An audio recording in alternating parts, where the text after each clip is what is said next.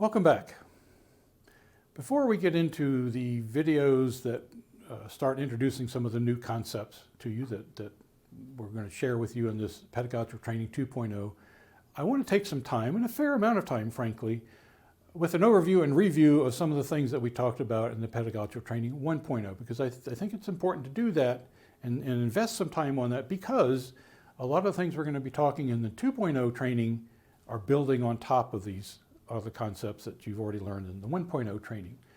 So this is more or less a list of the kinds of things that we talked about in the 1.0 training. So student-centered learning, the concept of student-centered learning versus teacher-centered learning, the idea that learning is a cyclic process, Bloom's taxonomy and how it relates to learning, educational objectives and almost everything else, design of your module and redesign of your module, assessments of learning, summative versus formative, we introduced those concepts, the idea of the big idea and how do I make time for integrating all these ideas and getting rid of things that really aren't all that critical to the big idea of my module. Introduced the idea of informal early feedback, and then gave you some ideas on how to develop a syllabus for your module and lesson plans for each of the lessons in your module. Okay, let's start with learning. I hope by now you recognize that learning is a cyclic process. And we approached that in a number of different ways. One of those ways was thinking about how the brain works in terms of learning. So we ended up with this cycle. These yellow arrows represent this cycle. It's really less important that we focus on or remember the exact parts of the brain that are involved and what they do. What is really important for us as instructors is the idea that these are the 3 points at which we can impact the learning cycle of our students. We can impact it by the stimulus we provide, that is the sensory input that goes into the brain, the student's brain, by the response that we ask the students to provide in response to this sensory input, that is the motor output, and then how do we help them bridge this gap and start another cycle, keep the cycle going. The reinforcement we provide as the instructor, which leads us to another stimulation, another sensory input, and so on. So these are the 3 points that we can impact that learning. But again, the idea that learning is a cyclic process. If we only go through part of the cycle, if we only go through part of the cycle and don't complete the cycle, then the question would be, has true learning occurred? And clearly my bias is the answer is probably no. Students will learn, but they will learn for the exam, and once the exam is done, that knowledge is gone. So how can we prevent that? We can go through multiple cycles or help students go through multiple cycles of learning. We talked about learning objectives, educational objectives, learning goals, and we introduced this idea of Bloom's taxonomy to you, and hopefully we can go through this very quickly. What I want you to do is very quickly, if you don't have it in a handout, draw a grid, just draw a rectangle with 5 lines across here, which represent 6 layers. So I'll give you half a second to do that. So again, just draw a rectangle, 5 lines across, which will give you six layers. Do you remember what the lowest level of Bloom's taxonomy is? Do you remember that? Remember. Retrieve knowledge. Understand is the next level. Construct meaning. Apply. Remember, understand, apply. Use a procedure. Analyze. Break things into parts. To be able to take a whole, break it into parts, and understand those parts. Evaluate, to make judgments. And then create, to put elements together. So here we're kind of taking those parts and putting them back together in ways perhaps they weren't together to begin with. So remember, understand, apply, analyze, evaluate, and create. I hope you did that, and you can do that probably in your sleep, hopefully. That's referred to as Bloom's taxonomy. We also introduced this idea that these are often considered as lower level thinking skills, for example, or higher level thinking skills, analyze, evaluate, create. We also introduced this idea that if your students are working at these other levels, even sometimes at the apply level, depending upon what you're getting them to do, if they're analyzing a problem, if they're evaluating, making judgments based upon content or knowledge that you've shared with them, if they're creating something, by the very nature of what they're doing, they are thinking critically. This is one of many ways to think about critical thinking. So Bloom's taxonomy embeds a lot of concepts in itself. We also talked about the idea of designing a module or redesigning a module. And this one is called integrated course design, or for your terminology, integrated module design. The idea that there are three components: learning goals, feedback and assessment of learning, teaching and learning activities, and once you've designed your module, that these three things should all be integrated together. All right? And again, what we're talking about is your 15 weeks or your 12 weeks, whatever it is, with your students during that semester, that you put everything together, it's going to kind of look like this. Again, this is the way we need to think about designing your module when it's done. So you look at all the components you have, this is what it should look like and integrated when you're done. Another model that we provided for you or shared with you is this idea of understanding by design or backward design. Identify desired results, determine acceptable evidence, plan learning experiences and instruction. Those match up very nicely. Learning goals, that's what we're talking about here. Feedback and assessment here, and teaching and learning activities. And the reason it's called, just to remind you, backward design is that usually, and I'm guilty of this as well, when I think about developing a course, a lot of times I'll start with my content and what am I going to lecture about? And oh, by the way, I need to have some sort of an assessment of learning, so we'll develop some exams. And then we go to learning objectives. No, no, no. You start with learning objectives. Then you move to how do I know it when I see it? How do I know they've learned it when I see it? And then, and only then, do you get down to here. So this is the idea of backward design. Is why many people informally call it backward design. This is how we plan to do that redesign of our module.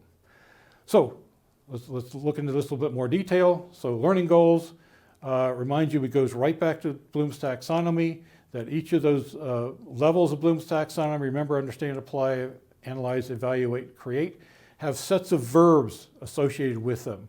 So if you want your students to differentiate between two things, you're asking them to analyze and so on. And we write out those learning objectives, those learning goals, very specifically saying the student will be able to, at the end of the semester, the students will be able to verb, noun, phrase. So where's the verb come from? Those tables I just showed you a moment ago that relate to the different levels of Bloom's taxonomy. So if we want, for example, students, as an example, students will be able to identify a learning objective that is clear and specific. We're asking them to work at this level. So that word's very important. It says to the student, I want you to be able to identify, simply remember. On the other hand, if I say my learning objective for my students is students will be able to evaluate whether a learning objective has been achieved, I'm asking them to work up here, to make a judgment. It's very different than asking them to work at this level. So we need to make sure that we understand what our learning objectives are. Are they the correct learning objectives? Does that really want them what we want them to learn? Determine acceptable evidence, feedback, and assessment. We introduce this idea of summative assessment. Sometimes people call it summative evaluation. To evaluate student learning, it comes at the end of the learning process, so at the end of a unit or the end of your module. High points, high stakes, high risk to the student. If they get one wrong, it counts against them. If they get a question wrong. It's asking the students, did you learn something? Not what are you learning? Did you learn X? Whatever I thought I was teaching you. Midterms, final exams, term papers are examples of that. We also went through this idea of again, summative assessment and or evaluation, formal evaluation of student learning, a variety of types of exams and exam questions, from objective to subjective, true, false, and many times multiple choice are going to be on this end of the spectrum. Short answer and especially essay are going to be on this part of the spectrum, and we gave you ideas on how to think about which type should you use, which type do you use, and how do you use the ones, and what are good kinds of questions to be asking, whether you're using objective or subjective questions. Again, in all cases, learning objectives, writing exam questions, these are integrated. And each of those comes back to this idea of Bloom's taxonomy. We keep coming back to that Bloom's taxonomy. We introduced the idea of rubrics. Rubrics is a set of ordered categories to which a given piece of work can be compared. So we're telling the students very precisely, this is good work, this is so-so work, this is poor work, or poor answers. Shows the learners how they will be assessed and or graded, and you use those for defining for the students major exams, term papers, project presentations. This is what's good work, okay work, not so good work. And you want to be sure that you share that with the students, and you actually use those. If you develop a rubric, say for an exam or a project, then you need to use it. You don't just give it to the students and then walk away. That's actually what you need to use to grade and provide an assessment of the student learning. We also talked about formative assessments. So these are more monitoring student learning. It comes during the process of learning, not at the end, like the summative evaluation. Usually low or no point value. A lot of the things I do in my modules, I give them activities and I don't assign any points. Sometimes I do, sometimes I do not. But usually very low point value. It asks the student, rather than did you learn something, did you learn X, it's what are you learning? A lot of times we don't ask our students, what are you learning? And examples, again, this idea of classroom assessment techniques, all sorts of activities. Now, again, we get back to this idea that you have a lot of content, you spend a lot of time developing that content, and you already have a full semester of all this stuff. So where do you find the time to integrate all these other ideas that we're talking about? This is where we introduce the idea of the big idea. Identifying the big idea, and then looking at all your content, all the things that you have in your module, and saying what parts of that are critical as enduring understanding that relate to this big idea. What are things that are really important to know and do, and what are those things that are only, so-so, only worth being familiar with? We all put that stuff in our modules. This is the stuff you get rid of. That's how you get that time, that extra time. And so you have, in that sense, a more compact course, but they're learning all these things by doing the activities, by doing the classroom assessment techniques. And so there's much more profound impact of their learning here than diluting that with all this other stuff that sometimes, again, we all put that stuff in our modules. We also introduced concepts of informal early feedback. In other words, asking the students earlier in the semester, not at the end, or not only at the end, but also earlier in the semester, how are things going? Are you learning? Are you having troubles? Do we need to change something so that I, the instructor, can better accommodate your learning process? Each module that you teach needs to have a syllabus. And there are certain things that you need in that, including learning objectives and a range of other things.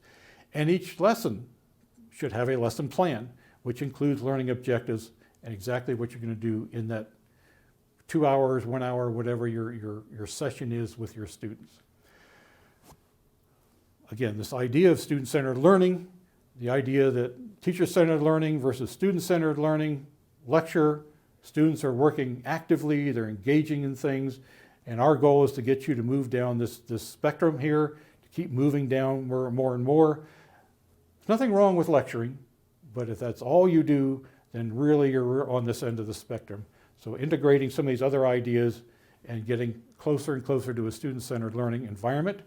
Again, learning environments all the way along the line. Our role changes. We are the purveyor of knowledge here. We're the authority. Over here, we're a partner with the learners, the students. We're a partner in terms of facilitating their learning process, not just throwing information at them like we would be doing here as lecturers, but also working with them and helping them through the process of learning. Okay, I have an assignment for you. Again, the assumption is that you participated in the earlier pedagogical training workshops. So on a piece of paper, I want you to do these things. I've got 4 steps here. Step number 1, I want on that piece of paper for you to sketch out, draw out what your typical classroom looked like before you took that earlier workshop, before you participated in the earlier pedagogical training workshop. What did it look like? Now sketch out what your current classroom looks like now that you've taken these earlier workshops. And be sure to incorporate any changes that you've made that would represent something more like a student-centered classroom, assuming that you or more teacher-centered earlier on.